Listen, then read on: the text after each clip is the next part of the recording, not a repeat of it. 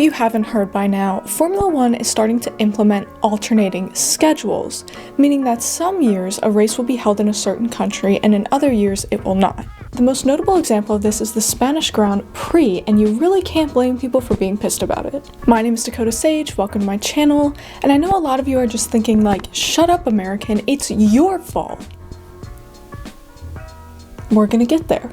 I know like where I want this video to go, but I don't know how to like start what I'm trying to say. Nobody gives a flying fuck about the Miami Grand Prix. Let's start there. The Miami Grand Prix is rich people rubbing elbows and blowing smoke up each other's asses. And that happens at every Formula One race, so it's not special to Americans just because it's in America. Not to mention the fact that the tickets are so expensive, and then because the US is so big, most people also have to pay for travel and boarding as well.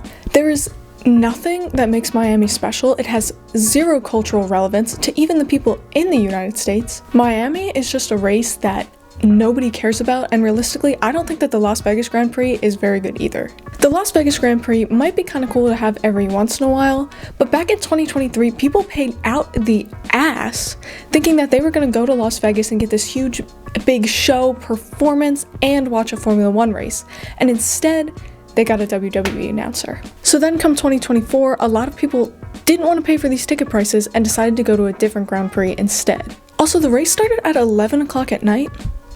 It was 1 a.m. on the East Coast. Like, I'm pretty lucky on the East Coast because most of the races fall like 6, 7, 8 o'clock in the morning, but that means on the West Coast, they're like 3, 4, 5 o'clock in the morning. I get the whole like Las Vegas city never sleeps kind of thing, but a lot of these people are already losing sleep to watch races in other countries. Why do they have to lose sleep to watch a race in their own country? In Las Vegas in November, the sun sets at like 5 o'clock anyway, like they could still race in the dark. Anyway, again, the race is just way too expensive for what you're getting out of it. It's also at a weird time, so it's hard to watch even if you're at home, and quite frankly, I do not care that drivers are meeting Elvis impersonators. I don't care. They're trying to market this as like a big party Grand Prix, but when you're not already drunk, Las Vegas is kind of boring. Except Bruno Mars, of course. But they already have Monaco for partying, and Monaco has actual history in the sport. And yachts. If you want a real party, it'll be in Miami, but I don't think that they can post about those parties on social media. There's a reason why GTA 6 is going to take place in Miami. That's all I'm going to say.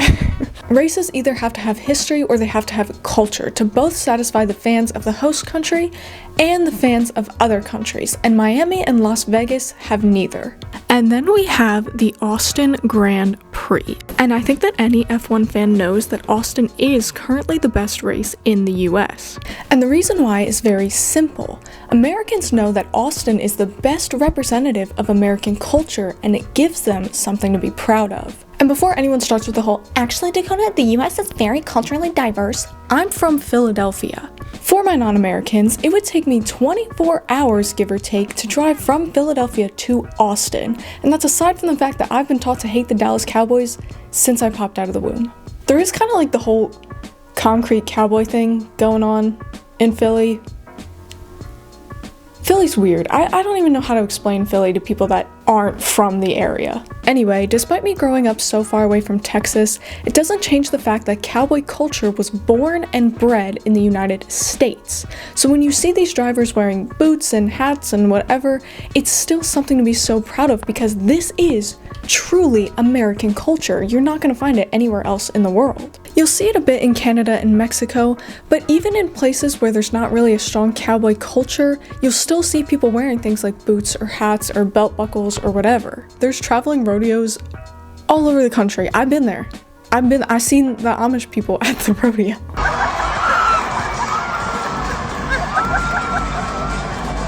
And even though the details of this culture might not be something that the everyday American can relate to, we've all grown up with this idea of like, manifest destiny, take the bull by the horns, work hard, play hard, that is so represented in the American cowboy. Compare this to the Miami Grand Prix or the Las Vegas Grand Prix, where there is no culture represented. And these places have culture, like Miami is super Cuban, but that is not represented at all because they want people to see like palm trees and rich people.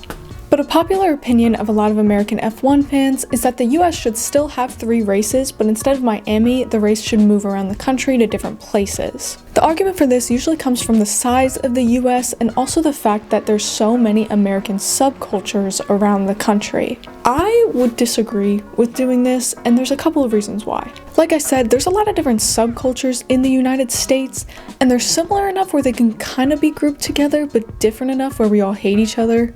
Like Philly, New York, and Boston are all kind of similar on like a surface level, but so different when you get underneath of that. Even in all these cities, there's different subcultures within the city. It would take me so long to genuinely explain Philly culture to another American. I don't even know how long it would take for me to explain to someone who probably never even heard of Philadelphia. It would have to be dumbed down to like sports, food, and slang. And maybe the fact that we're assholes and everybody hates us, but that's not the point. Like, imagine if they force-fed Kimmy Antonelli a cheesesteak and were like, oh, this is what real Italians eat. He'd probably be so confused he wouldn't even be offended. If someone lets it slip that Lance Stroll is a New York Giants fan, he might get jumped. And honestly, it's even worse because he's not even from New York. He elected to become a Giants fan. But even if there was a race in Philadelphia, there's really no room for it, so you'd either have to do it outside of the city or have a street circuit. Which means that you're either in South Jersey, you're hanging out with the Amish people, or you're displacing a bunch of blue-collar Philadelphians that are going to be really pissed off that a bunch of rich guys are racing million-dollar cars around their city. And most other large metropolitan cities in the US are the same way. Also, now that I think about it, Austin actually has a really nice accent because it's southern and it's sweet, but it's still very clean and not too slow, where if English isn't your first language, it'll be hard to keep track of. A lot of accents in the US are not like that at all. Americans, for the most part, especially in the East, they talk very lazily and they slur their words a lot. I don't really have a Philadelphia accent, but I do turn it off a little bit more because I genuinely don't think that people from other countries will be able to understand what I'm saying. Alright, so Verstappen wins the race because he's the only one of these dickheads that can drive in the water. And then I look up on the Jumbotron and there's 2 French dudes standing up there in an Alpine on the podium. The craziest part was that's not even a good accent, and I grew up right next to Philadelphia. Dude, so I was passed out and I woke up to nothing but text messages, phone calls. I had no idea what was going on. And I got dressed, I came out, I looked down, and I smell like a smoky smell, and I'm like, dude, so. Just like, listen to some of these other American accents. I really thought we talked normal as hell. And so once I started doing interviews, when I first blew up and everybody was like, oh my God, she's so country, and like they got an accent, the accent so strong. I'm like, damn, this everyday talking, right. Like this how we talk. And it's not just Cummings Park, it's Car Park, it's Plaisted Park, it's throughout the community. Earn. Hold on, what? Aaron, and iron. Damn, what the fuck? We really talk like that? Honestly, if they were gonna add another race in the US, I would say put it in New Orleans, because just kind of like Houston, New Orleans has a culture that you're not going to find anywhere else in the world. There's just a lot of things like jazz music and Mardi Gras and things that are just so special down there. And you also still can't understand what people are saying. But that's okay. We'll take questions for Coach now. Take it easy on that cigar, boy. But aside from different American subgroups being difficult to explain, monetarily, it just doesn't make much sense to move the races around the country. Of course, I do know that there have been a lot of races held in the US aside from the ones that we have now, like New York held one for a lot of years, there was one in Phoenix, California, and we could mix those ones in, but building new tracks to hit all these subcultures just wouldn't work. First off, they'd have to spend the money to build a bunch of different tracks that would probably only be used like once every 10 years, and on top of that, I don't think that these new races would make more money than the races that we already have. And the US is not the only place that this is happening in, it's also happening in the Middle East. And I don't know the history of these races, but money talks, and just like the Miami Grand Prix, it seems like the only focus is how much money the host country has. But like I said, I don't know, and I honestly might have just missed it, but I'm not going to critique how these countries represent their culture because I don't know their culture. But for me in particular, aside from Texas, my favorite races are Brazil and Mexico, because as somebody not from these places, it's so cool to see their culture, and each race is really special. I also would love to see races in India and Argentina, because the Argentinians are really showing out for Franco Colapinto. But more than anything, I don't think that F1 should be taking away historically and culturally rich races in favor of soulless cash grabs that are on the calendar year after year. Rotate those races and keep the ones that fans really love. No, but like, I know I just shit on the American races for, you know, however long this video is, but in all honesty, if you want to come to America, come to America. It is a gorgeous country. It's really cool to see all these different cultures. Just maybe don't waste the money to come for a Grand Prix. Also, do your research, because I've heard people say stuff like, oh, I'd love to visit America and I would stay in Los Angeles for like 3 days and then get on a train and be in New York the next day. That's actually not gonna happen.